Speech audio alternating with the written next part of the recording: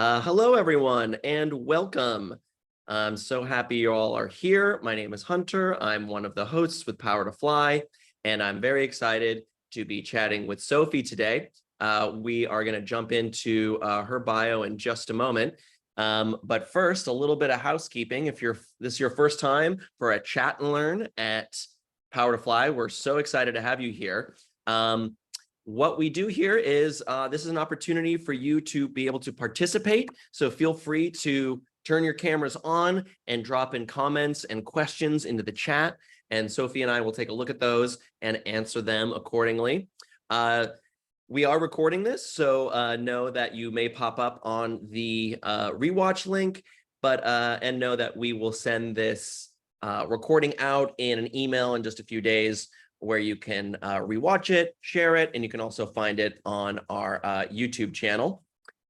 If you have any questions that you'd like to ask anonymously, you can go ahead into the chat section, select my name, Hunter, and that way you can direct message me, and I can ask that question on your behalf. Or if there's any concerns that come up, feel free to message me. This is a safe space, and we want to make sure that we take care of everyone as needed. So feel free to reach out if you'd like.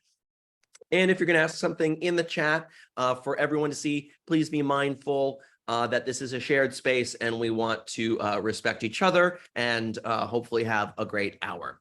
So with that, you can also follow us on all the socials, Power to Fly on all the things, and hashtag Power to Fly if you'd like to post about this. And you can also subscribe to the YouTube channel where you can find it at, you guessed it, Power to Fly.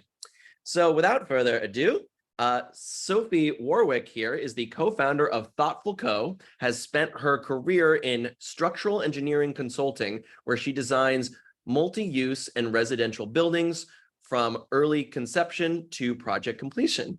In 2018, she co-founded Women in Consulting Engineering, WCE, a nonprofit organization to support and empower women in engineering. At the Thoughtful Co., she specializes in developing in-house gender equity policies and chairing employee resource groups and advocacy groups. Excuse me.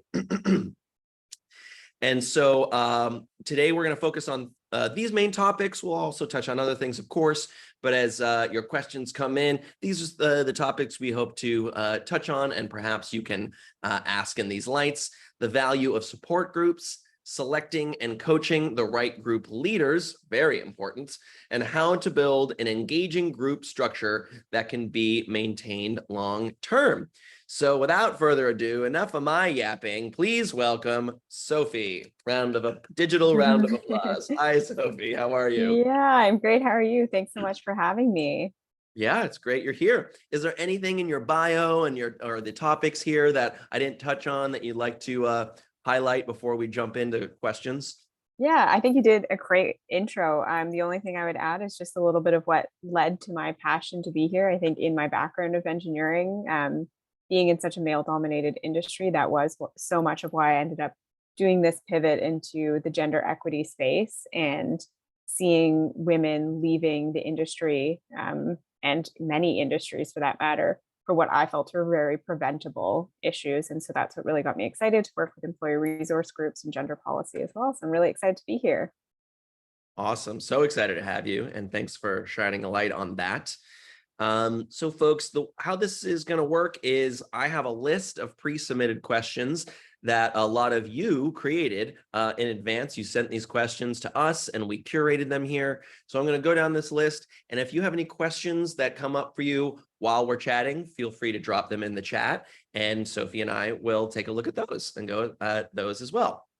So first off, this is a great question. I love to kind of set the tone and help us kind of understand what we're talking about here. Someone asked, what's the difference between ERGs and affinity groups? And if you want to even maybe define what an ERG is as well, that would be super helpful. Yeah, that's a really good question to kick things off, because I think there's a lot of ambiguity about what an employee resource group is to begin with and different types of them. So I always think of an employee resource group in its foundation as a group of individuals with a shared experience. And so a lot of times that's a minority group, maybe within a company, So say we're talking about a women's employee resource group or ERG in an engineering community who get together to mutually support each other. And they can do all kinds of things, from looking at opportunities for professional development for that group, retention issues, building that sense of community and belonging. And so there's so much in what an ERG does. And so when I think of affinity groups within that, I think of employee resource group as the umbrella term. And then within that, there are advocacy groups, and then there are support or affinity groups. And so the advocacy groups, I think of those as those are for anyone. So they are for the group and anyone identifying with that group. So again, if we're using the example of women, it would be for women and allies. So anyone is welcome in that group. They don't necessarily have to identify with that particular group. And that group gets together and really is about building policy and looking for initiatives to help retain and attract more women to, or whoever that ERG is serving, to the group. And I typically think of the communication structure between those groups as you have your senior leadership having buy-in, and then you have your advocacy group that directly communicates with them, and then you have your support or affinity group. And I think of that group as more exclusive to that minority group. So again, if we're using an example of women, that is for women only, and allies wouldn't necessarily be part of that group. And I do often get the question or the comment that it seems really exclusionary to structure it that way. And I get that perception, but I would advocate for that. It's really important to have a safe space where people feel super comfortable to share positive but sometimes difficult experiences as well. And if there's a common challenge that many people in that support group are facing, then they're able to have, a leader from that group tell the advocacy group, and then that advocacy group can get together and say, great, okay, so lots of people are struggling to find a mentor. Let's look at developing a formal mentorship program now. And now we're the leader of the advocacy group, and we're going to tell senior leadership that this is something we want to implement. And I think having both of those, in my opinion, it's great. And I would really recommend to have both groups. If you're only able to launch one, say in a particular year, I would start with the advocacy group because they're more the change makers and can start that.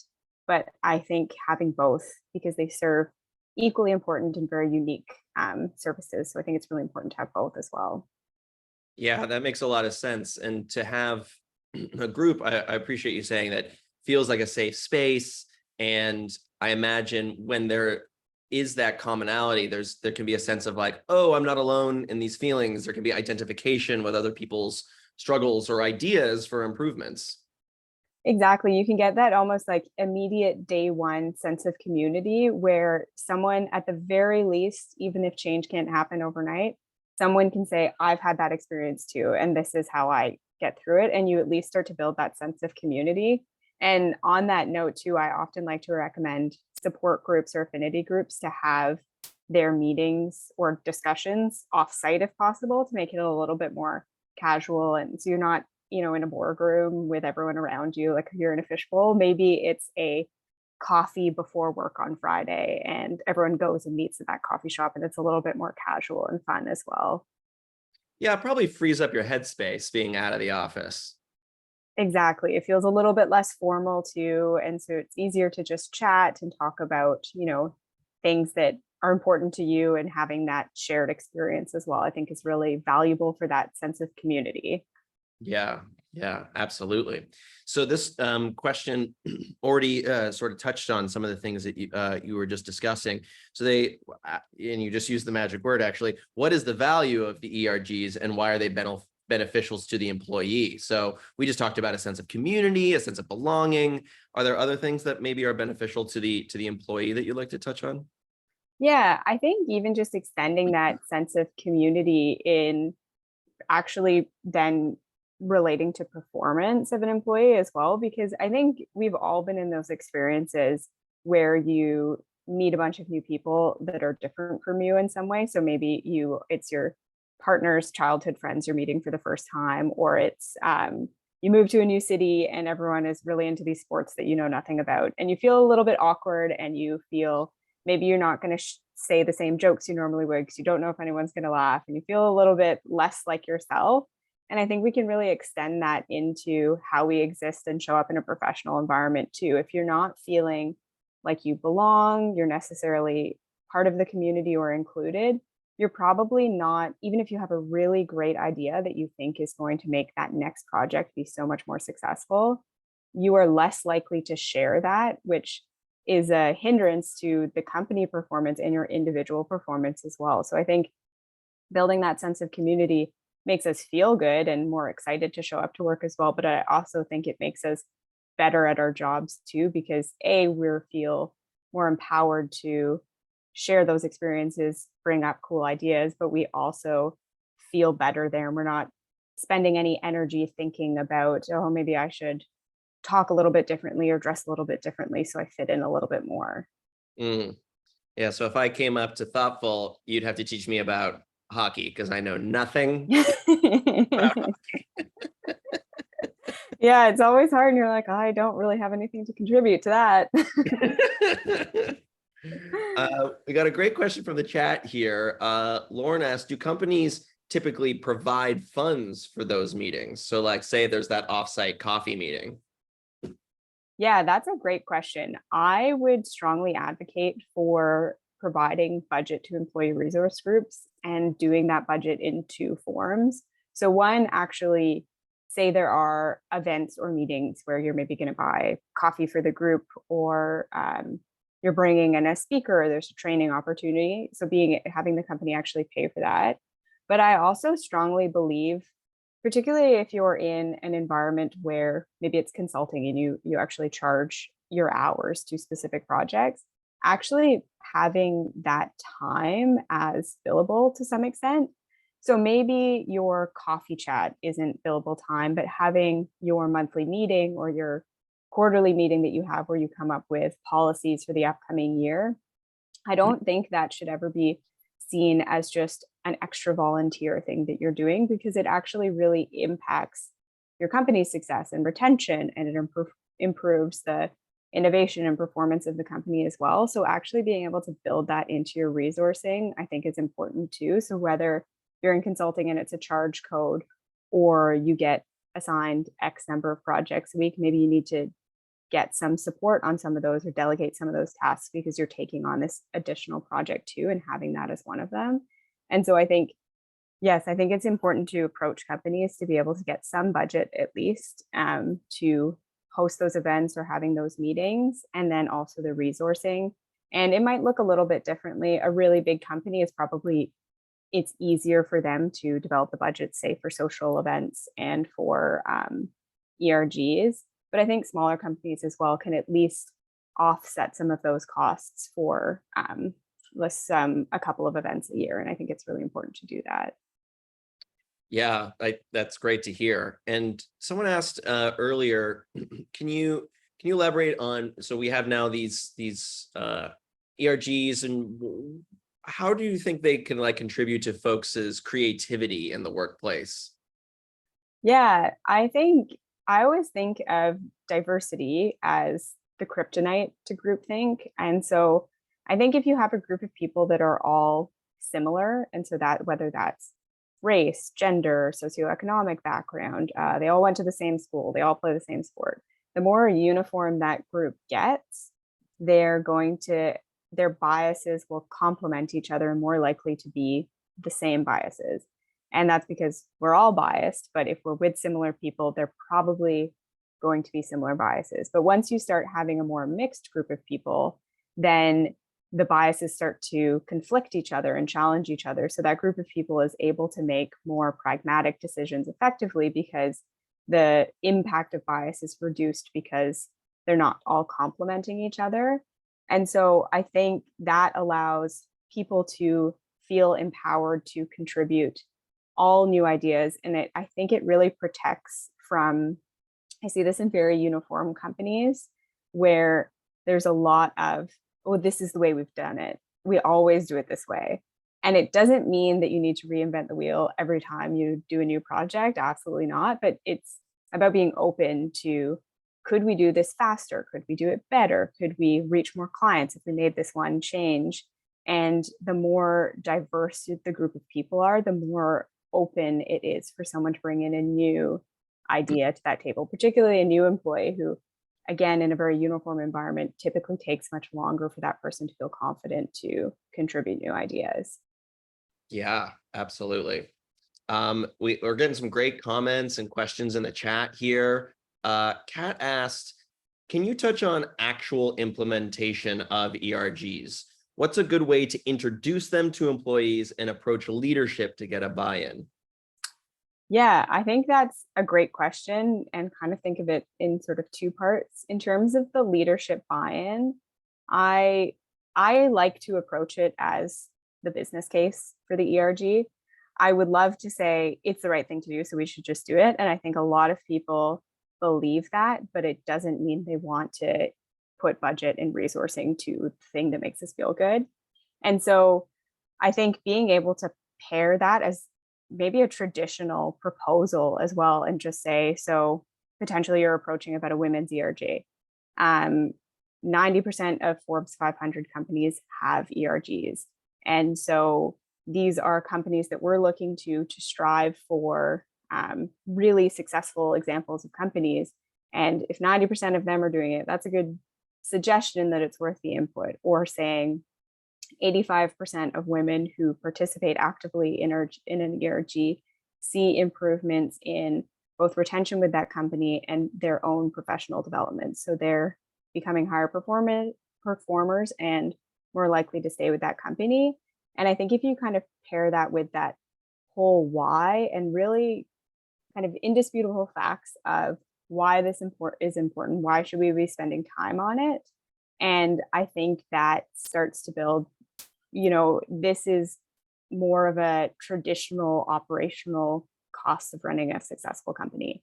And you can also include things like the cost of retention, which is super expensive, especially right now. I know we're seeing some movement in some industries, but it is still partly the great resignation, and employers are having a really difficult time retaining top talent. And ERGs are a great way to not only support that minority group, but also build that overall engagement, because studies show that all employees benefit from an engagement perspective from the implementation of an ERG, not just the group that's served by that specific ERG. Oh, I love hearing that. That's fantastic. It's a win-win for everyone. Exactly. Yeah.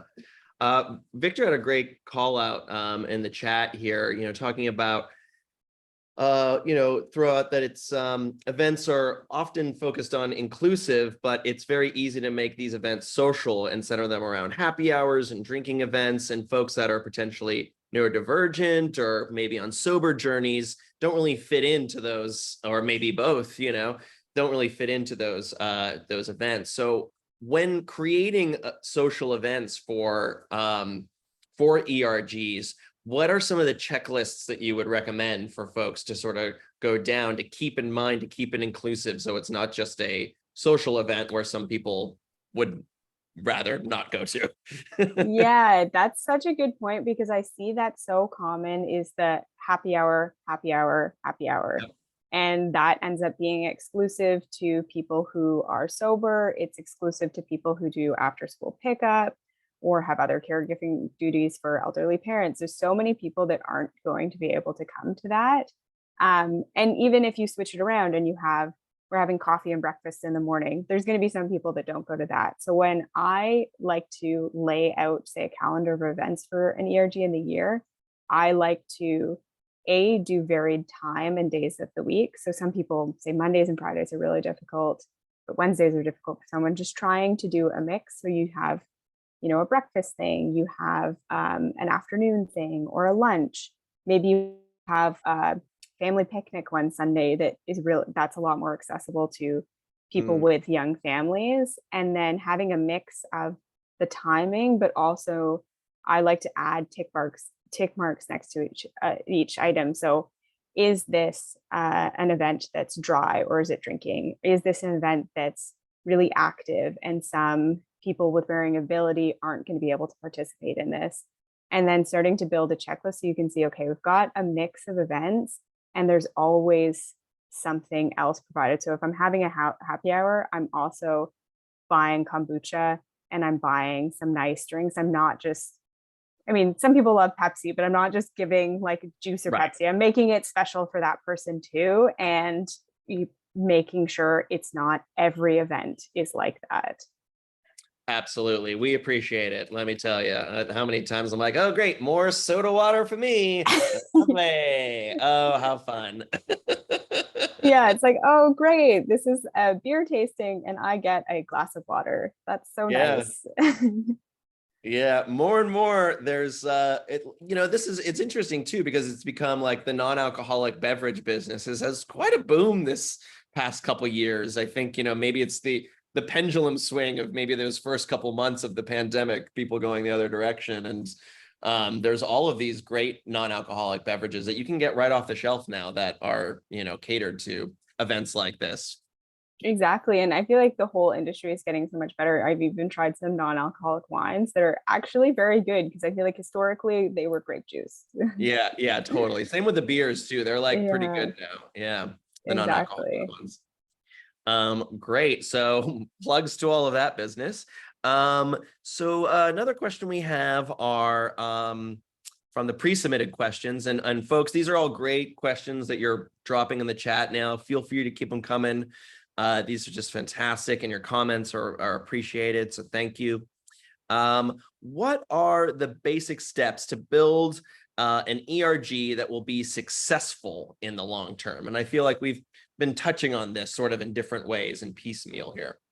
Yeah, exactly. That's a good question. I always think about it in four kind of main key points. So budget being one, and that's what we were chatting about before, both budget for the events, but also for time and resourcing for those people and making sure you're not adding workload on top of an already minority group within your company that is now volunteering a bunch of time and burning out and going to leave. So you need to make sure that that budget for that resourcing, whatever it looks like for your company and your workflow management, that's built in for those people.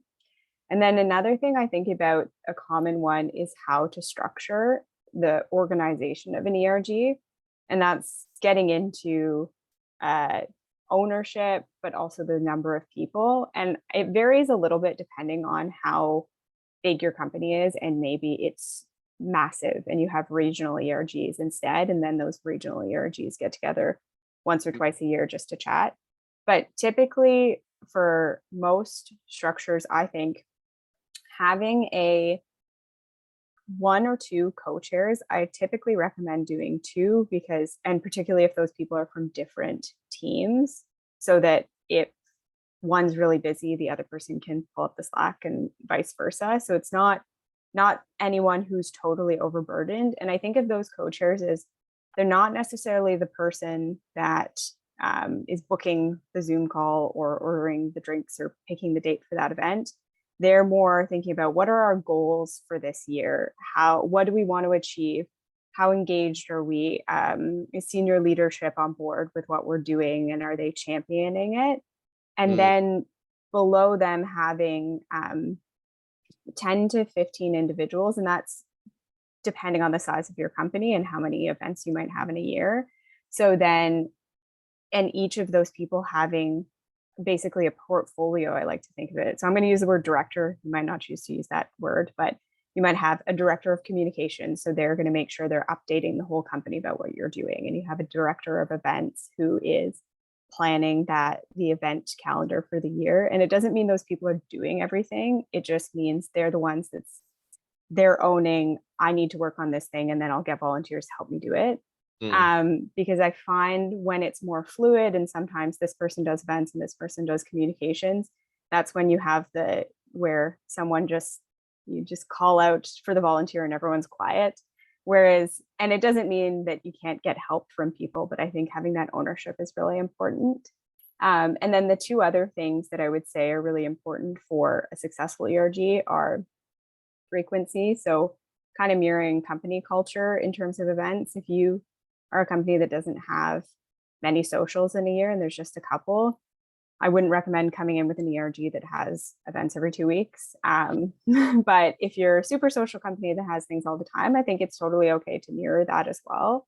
But just having the more structured or formal events, so maybe you're having a panel or a specific event to commemorate something that's significant to that ERG in a year, having just 3 to 4 of those a year so you can be more intentional and thoughtful about them and have better content versus trying to be spread too thin and having a bunch in a year.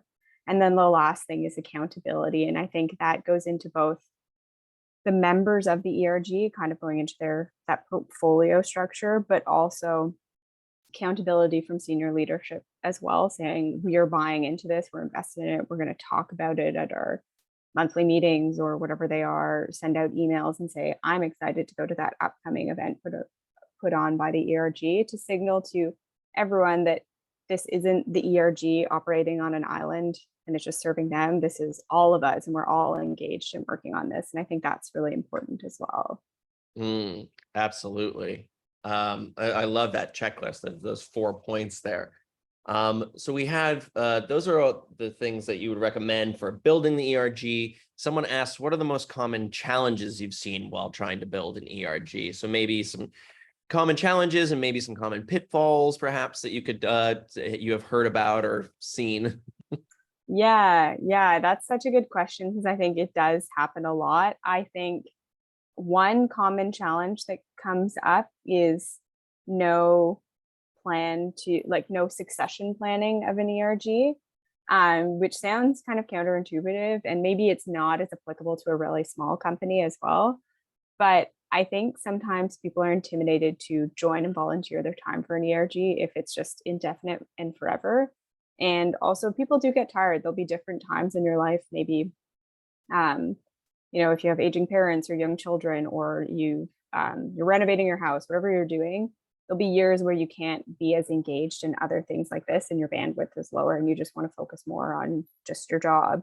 And so I think having, say, a 1 to 2 year term is a really good way to do that. So people can extend if they want to, but it's a great way to bring in new ideas, but it also doesn't feel so daunting to someone to participate. I'm only going in for 12 or 18 months. That's not so bad. I can do that right now. I just don't know what the year after looks like because I know I have these upcoming things that I'm working on.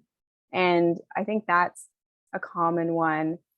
Another thing I see is sometimes if there's a lack of kind of communication between senior leadership, HR and people in culture and the ERG, and then communicating that to the company as well. So sometimes other employees think nothing's happening because they're not hearing about all these other meetings between these other groups of people, or the ERG is working on things that aren't aligning with senior leadership's global plans for the company. So I think having a clear line of communication between all those groups and plans to communicate, we check in at these quarterly meetings, and a clear structure of who's responsible for what, and avenues, say, for other employees at the company to reach out to you directly and say, I would love to see more of this. I'm not an ERG member, but I would get a lot of benefit from this. And so I think it really comes down to distribution of tasks and who's responsible for what, and then communication as well. I love delegating tasks. I've learned over the years, I don't have to nor want to do everything. Yeah, exactly. I don't need to take on all of these things. I can pass some of them on. Yeah, and it helps probably, in ERGs, and you can speak to this, maybe it helps, give other people a sense of community and leadership and involvement, because it's things need to get done. It's not just going to magically happen, and we can't just count on Sophie to do everything for us. We need to do this collaboratively. Exactly, and people really taking ownership of that too, because so often it just goes to an echo chamber of people being engaged in the idea, but no one's doing the idea. And I think that's so important to actually getting things done. Yeah. And I love too the concept of term limits. I think that's really smart, because you may not know what's, a year ahead, and like you said, it could be daunting to be just like this open-ended thing. But if there's a cap on it, you're like, oh, okay, I can make this commitment. And like you said, I could re-up, I could or maybe you want to make a new ERG, and now you could be someone's mentor for taking over what you used to do. There's all these new opportunities that are available if you actually put a time limit on something. Yeah, exactly. And I think it works so well for people to show up really excited to that term that they've agreed to. And I think sometimes people say other things are starting to come up and they don't have as much time to allocate to it. It's really difficult to say, I'd like to step down now, because you're still probably very passionate about what the ERG is doing. You just maybe don't have the capacity to do it at that time. When there's Yeah. a term, you can say, okay, I'm going to step back for a term, but maybe I'll come back for the next one when these other things have rounded out. And I think that's a lot easier for someone to approach that way as well. Yeah. Well, this segues perfectly into our next pre-submitted question. Someone asked, in your opinion, how should ERG leaders be selected? What type of coaching or training should ERG leaders receive? So there's two different kind of hypotheticals that come to mind here. There's the one where an ERG already exists and someone is stepping down and someone else is coming in to take over. And there's also a hypothetical where this is brand new and this is the first time. So can you speak to maybe the training and the selection process of how that might work in those two scenarios, and others if they come to mind? Yeah. So I think in the first scenario, so you have an existing ERG. So one thing, when I do recommend doing terms, I typically recommend staggering the transition. So maybe your director of communications and events are 6 months earlier than your co-chair and then your other person. So you're not, everyone's leaving at the same time if, say, no one chose to continue. So I think that's one piece in terms of helping to select. So then if you're in the position where, half your board, their term has ended or stepped down or whatever's happened, then you at least have half the people who know what's going on, know what the goals are. And in that scenario, in terms of selecting the individual, I think as long as they're really passionate about what they're doing and they have a clear understanding of what the expectations are for that role and whatever the time commitment is, or you're actually going to be responsible for delivering these tasks and you're engaged in that, then I don't think a lot is needed in terms of specific requirements of that individual. It's just the passion and the understanding of what goes into the role. And I think it's such a great way, especially to bring up, say, junior leaders who are wanting to develop those skills as well. But in that scenario, I would still recommend implementing training throughout the year for all ERG members as well. So that can be things like bias training or the business case for gender equity, or how to track successful metrics for policies so you understand how impactful they are, so that then all of the members of that ERG are able to perform to their full capacity. Because even though they have great leadership skills and are really passionate about it, they might not know all of the things that they could be doing and getting that external support. And when we were talking before as well about getting budget, I would also recommend getting budget for that. And so it doesn't need to be a company-wide bias training if that's not accessible to the company, but it could be for 3 to 4 ERG members. So then all of a sudden it gets a little bit more cost effective, and then those people can help pass on that information. And I still think that's meaningful. For the other group, in the other scenario, this is a brand new ERG. I think for the bulk of the people, a similar thing, just having that passion, but I would try.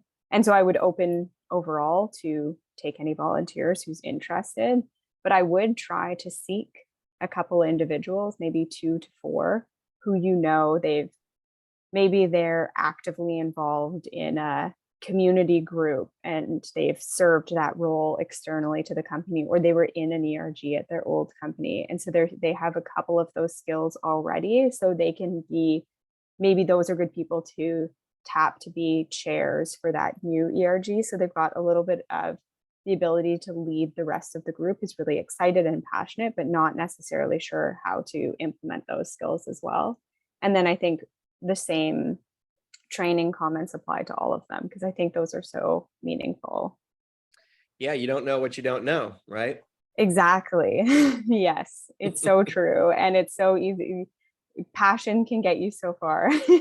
Right. We all have our upbringings and all of this stuff, and there's unlearning and relearning things and just learning new things from scratch. So all of those resources that you're speaking to, I think we do a lot of it here at Power to Fly with our DE and I and B trainings, and allyship trainings, and there's all the things that we do internally as well, so that we're able to help externally for, things like this, and that I can show up and be better than I was yesterday and a little more knowledgeable on something.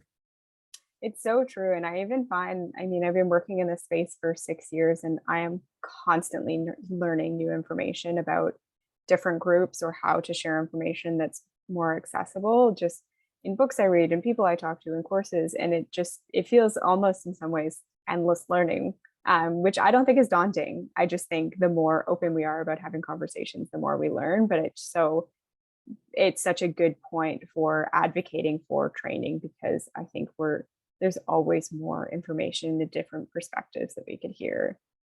Yeah, absolutely. And Fiona says, great advice. So we're getting some shout outs there to you, Sophie. And I also want to highlight, I love the suggestion of staggering the changeovers for the term limits.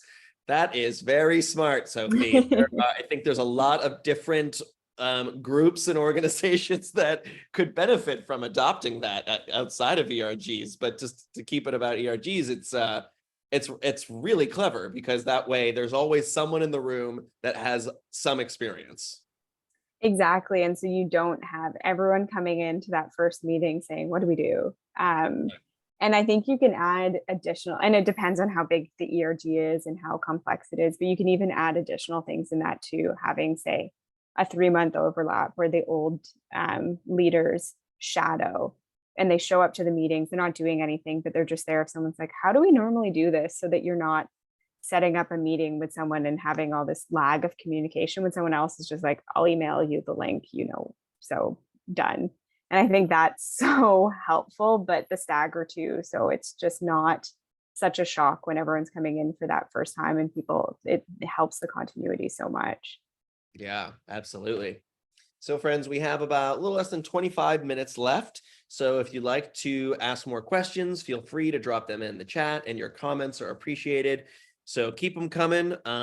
Sophie has a wellspring of information, so feel free to keep those questions coming here. So here's an interesting question, and we were talking about budget, but this is a slightly offshoot of that. Someone asked, should companies compensate their ERG leaders? Yeah, that's a really good question, because it is, in my opinion, it's very much contributing to the success of the company and the bottom line. I haven't actually seen anyone compensate directly.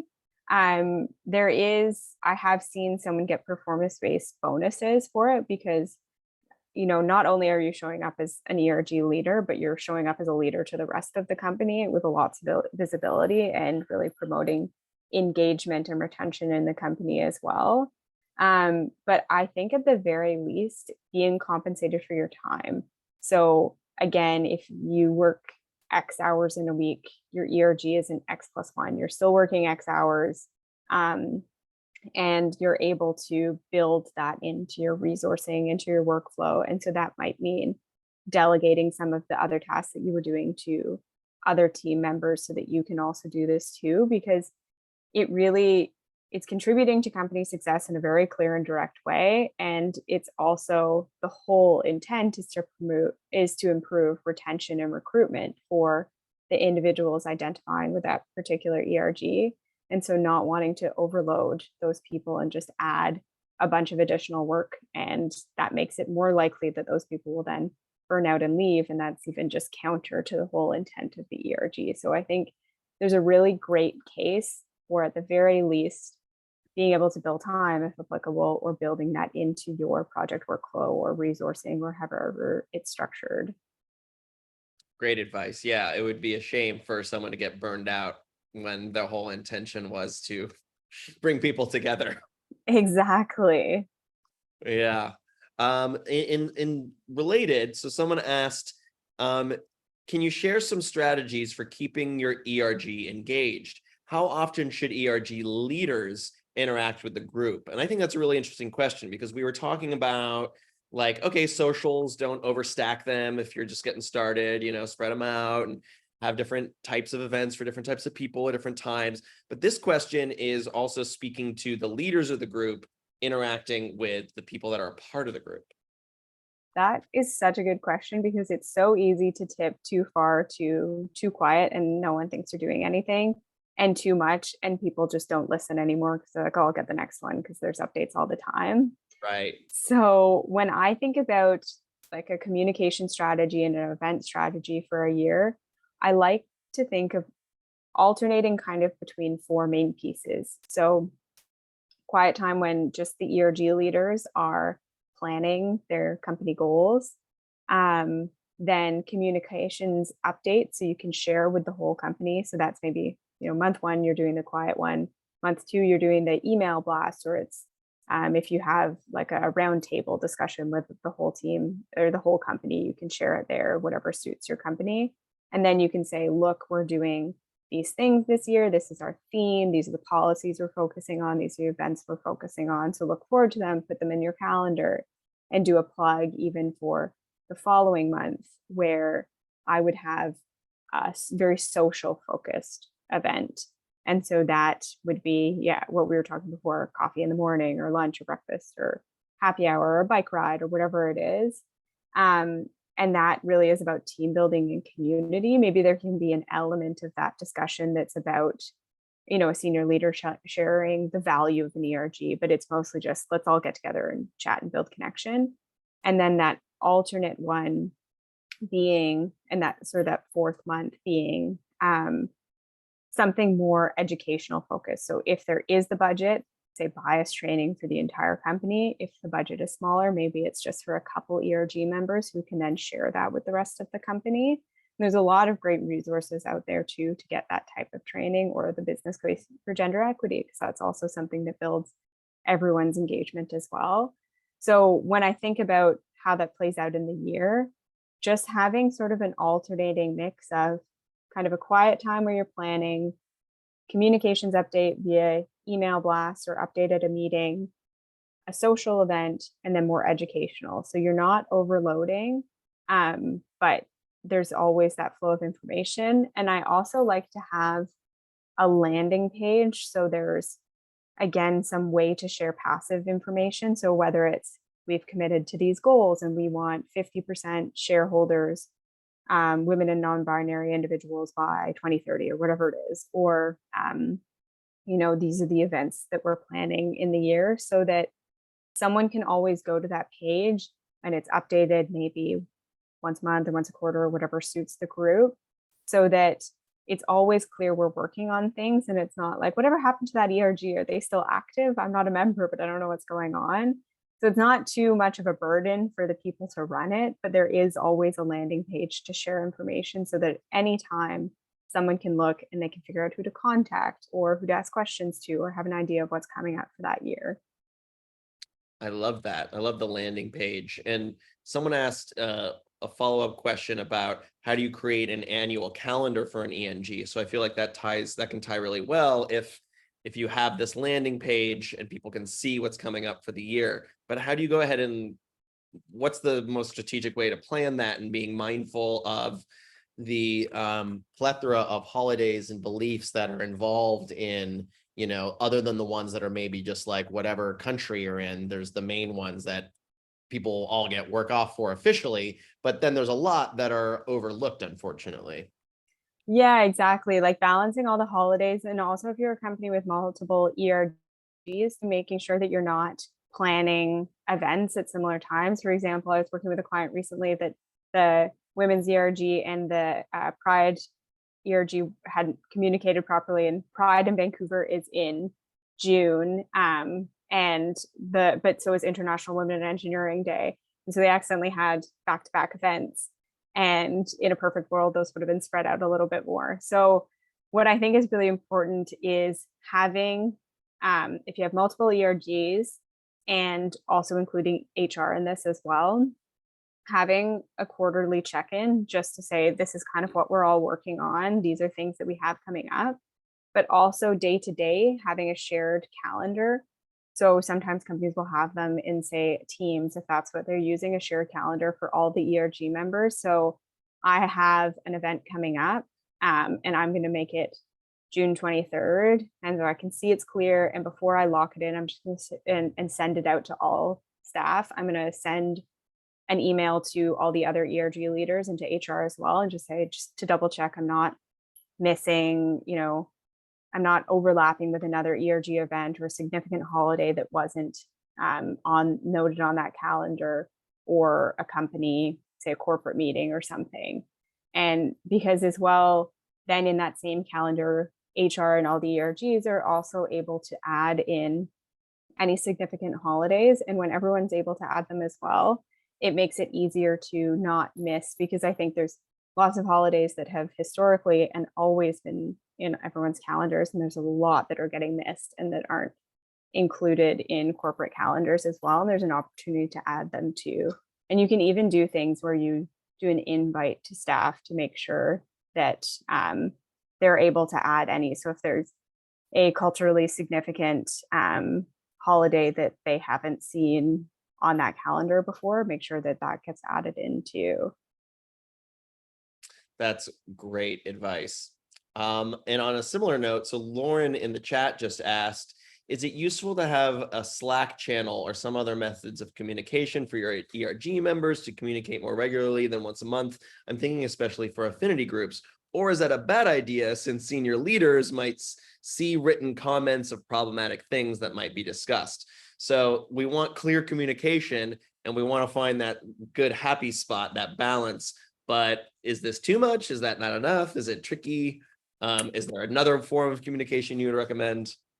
Yeah, that's a great comment. I like to have, if possible, have two. And I have sort of an ERG member, and that's maybe more advocacy group, Slack or Teams channel. And senior leadership might be in that as well, to plan events and share ideas and policies, etc. And so then as well, if we have just like those thoughts that pop up, you can share that and say, oh, let's add it to the agenda for next month again, because once a month, I think you don't want to go maybe more often than that for a meeting, but there's a lot of ideas that come up between them. And then I do like to also have a private, I mean, obviously like Slack and Teams, it's all never entirely private, but private in that not everyone, it's not an open invite. You need to be accepted into the group, and they're typically having that maybe more for members who identify with that ERG, and being able to have just the Slack or private Teams channel so people can share information. And I think sometimes there's this perception or fear that it's going to become a really angry space. I don't know why that comes up a lot, but I've really found the opposite. I always get the feedback that it's someone saying, oh, look at this cool article that someone shared. I love this idea. Or, shout out to our other colleague here who just spoke at this panel and did an amazing job. And that's what I've seen from those groups in the past. And I think it's a great way for people to build that more like quote unquote passive connection between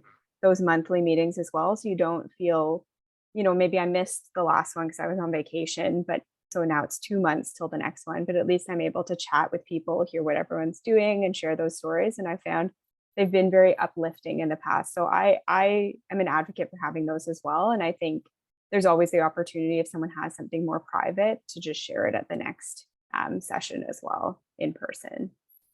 Great advice.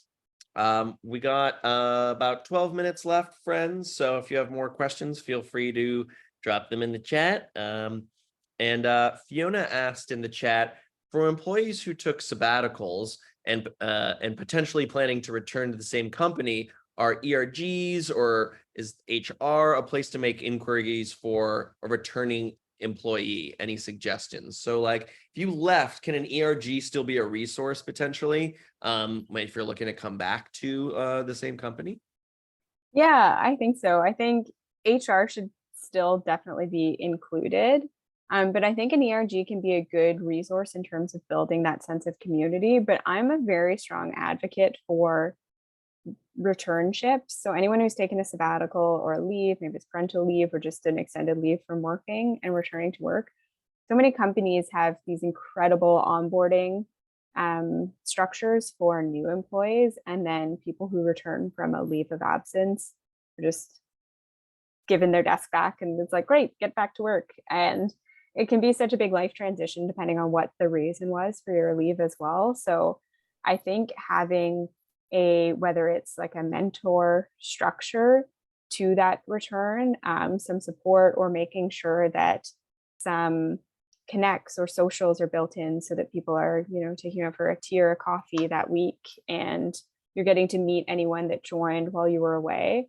And I think reaching out to your ERG is a great tool as well, because I think a strong function of ERGs is also building that sense of community and belonging, and being a receptacle for ideas that people have that would help them retain in the long term. And then maybe the final solution is the ERG collaborating with an HR on how can we structure a policy around this too.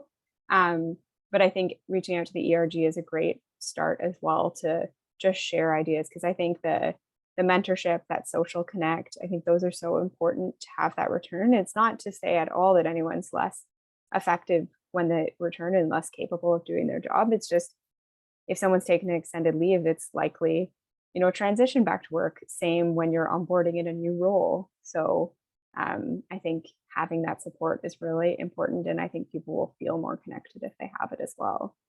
Yeah, that's really, really good advice. And on a related note, we've been talking about now HR and ERGs, and somebody asked, how deeply should HR be involved in ERGs?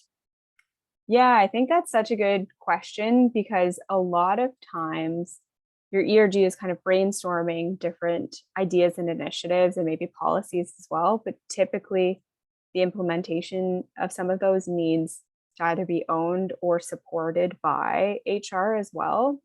So I think, if possible, having one director be part of the HR team is great, because then also they can share things. Sometimes I see ERGs with no HR involvement come up with ideas, and HR is like, from a legal perspective, we can't touch that, we can't do that. And it's a great way to at least no go certain things as well.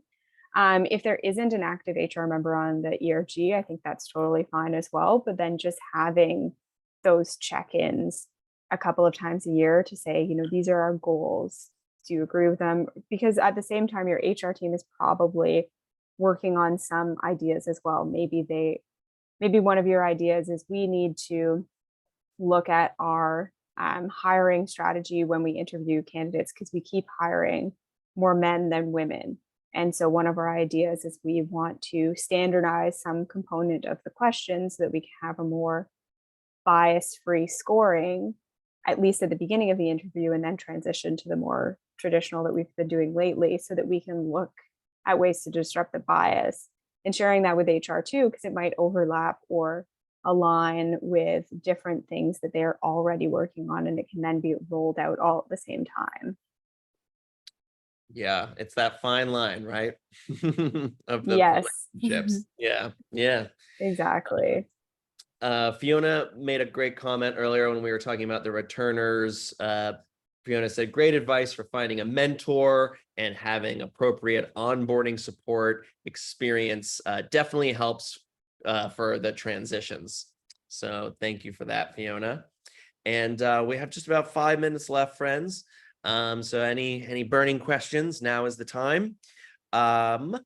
We had a pre-submitted question that asked, how do you suggest measuring the success of an ERG?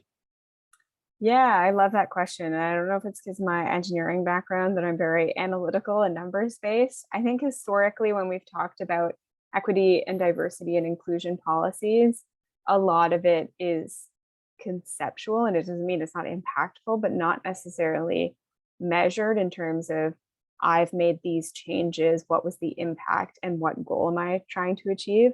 So I typically like to start with, what's the goal? What am I trying to do? And so that might be a quick dashboard of what the current standing is. So if I'm talking about gender, a gender-based ERG, then I'm saying, what percent at each level in the company do I have of women, non-binary, men, any other genders at junior level, intermediate, senior, etc. And within these different departments. So then I've got this map that I can look at and say, okay, we're looking pretty good, junior, intermediate. So from a recruitment space, we're likely doing okay, at least for the foreseeable. But we really have this big drop off, and we have no representation of women or non-binary individuals at a senior level. So that's where we really need to focus our efforts on right now.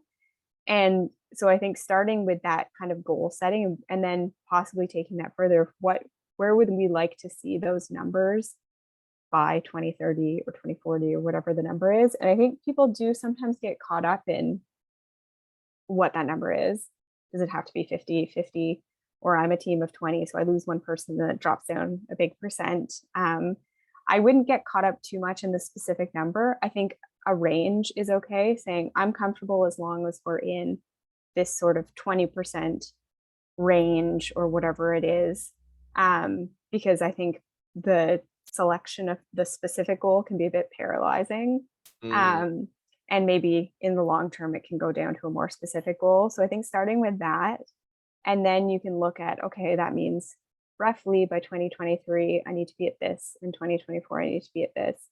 And now, because I know that my issue is maybe related to succession planning or promotions, I this year want to make sure that X number of women's or non-binary individuals' names are put forward for a promotion this year, because say we do promotions every year, then at least I know that an equitable number of names are in the hat to be selected. And then I can look after doing that for a year or two, how much it changed, but really being able to track what your baseline is and then how you progress through that, then you can start seeing, oh, that actually was quite impactful, or it really didn't do very much. So we can either keep it, but we need to do something else as well. You don't know until you try. Exactly. So we have just a couple minutes left. We got another question in the chat here. Is a great question. How does a candidate inquire about ERGs in interviews, and at which step is it appropriate to ask? Yeah, I love that question, because I think it does really speak to a company's investment in employee engagement, into company culture, and getting that sense is really good. I think one thing that's beneficial right now is a lot of companies are striving to share that they have ERGs on their websites and socials. So I think you can get some information from that. But I would say, in my opinion, I think if it's something that's important to you, I think any time in an interview is acceptable to ask. I've asked that question in my first round interview because I really didn't have a good feel. I didn't know anyone at the company, and I didn't have a good feel for what their investment in equity, diversity, and inclusion was. And I wasn't sure what the company culture was. And I did end up taking the job when I got more information. And I think, again, if it's something that's really important to you, I think you can always ask in a really positive way and just say, oh, I'm so excited. It sounds like you've got this really, if it's true, great company culture and investment in equity, diversity, and inclusion. Do you have any ERGs? And it doesn't need to be any sort of negative question. But if it is something that you're just not feeling is at the top of the list, I think it's also okay to ask in the sort of later stages of potentially a negotiation, if it's not something that would make you say yes or no to the company. Great tips. So we just have a couple of minutes left, and there was one question I'd love to touch on because you just mentioned DE and IMB. Someone asked, I see many companies are focusing on ERGs as if they were replacement for DE and IMB policies. What's your take on this? Hot take in this last minute or two. Yeah, great question. I think that they are mutually exclusive but complementary. So I don't think an ERG can replace that, but I think your ERG and your ERG members can develop ideas and brainstorm things that are ultimately implemented and launched in the Equity, Diversity, and Inclusion Plan, or DEIB plan. So I think both need to exist, but I think there's a lot of cohesion between what's on that plan and what's discussed in that ERG. Great, fantastic. Well, Sophie, we're out of time. Is there any final thoughts, words? I'm going to drop in the chat here how you can stay connected with Sophie. There's the LinkedIn, there's the Thoughtful Co, the Instagram, the website. Anything else you'd like to share with us before we say so long for today? Yeah, thanks so much for having me. I'm always open to chat about employee resource groups, so definitely get in touch if you want to learn more. I think it's such a powerful contributor to making real change for employee engagement in the workplace. Great. Well, thank you. And also shout out, thank you, Erica, in the background for all your support and all the things you're dropping in. And thank you all for tuning in and participating. We're so happy to have you here. So thank you so much. And Sophie, thanks again. I hope you have a great rest of your day. Thanks, you as well.